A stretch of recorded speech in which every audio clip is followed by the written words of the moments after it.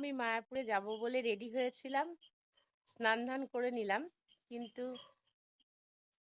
কিন্তু আমার বর বলল এখন না, পরে। পরে বললে তাহলে তো পরেই আমি সব করতাম বলো। এখন আমি একটু কাজে বসে পড়ি। আর ওই দেখো ও কোথায় শুয়ে আছে দেখো। এই কিরে, ওখানে রয়েছিস কেন? আয়, দেখেছো কোথায় চলে গেছে।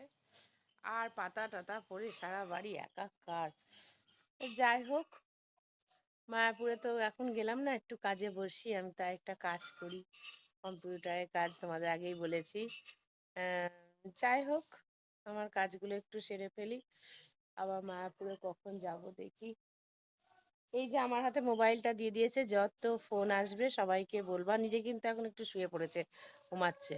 যত ফোন আসবে আমাকে বললে তুমি বলবা স্নান করতে গেছে, বলা যাবে না শুয়ে আছে। ঠিক আছে, যাই হোক, স্নান করে রেডি হয়ে নিলাম। একটু কাজ করে নিই, তারপর তো মায়াপুরে যাব। আর সত্যি কথা বলতে কি, আমার ইচ্ছা করে আমি অনেক লং ভিডিও করি, কিন্তু কি বিষয় নিয়ে করব ঠিক বুঝতে পারি না। অনেক দিন ধরেই চিন্তা করছি একটু লং ভিডিও করতে হবে। তো কি বিষয়ের উপর করব? আমি যে কাজগুলো করি সেই কাজের উপর করব কিনা এক এক সময় ভাবি। সবাইকে কি একটু কাজটা শিখিয়ে দেবো আমার কম্পিউটারের সামনে নিয়ে? কিন্তু ও বড্ড হ্যাপা, মানে পুরোটা ডিটেলস তো শেখানো যায় না ওইভাবে। উম, দেখা যাক।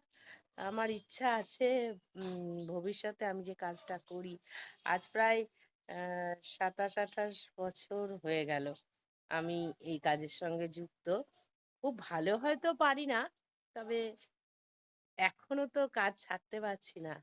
আমার যে যারা আমার কাছে কাজ করায় বা করে, তারা বলছে না এখন ছাড়তে হবে না, আর কদিন বাদে ছেড়ো। আমি বলি আমার রিটায়ার লাইফ হবে না, আমি একটুখানি টিভি সিরিয়াল দেখবো, ঘুরতে যাব, বেড়াতে যাব। তা না, তোমাদের কাজের দায়িত্ব আমার উপর চাপিয়ে দিচ্ছ। তো ওরা বলছে একটু দেরি করে দেন তাও ভালো, একটু কাজ আমাদের চাই।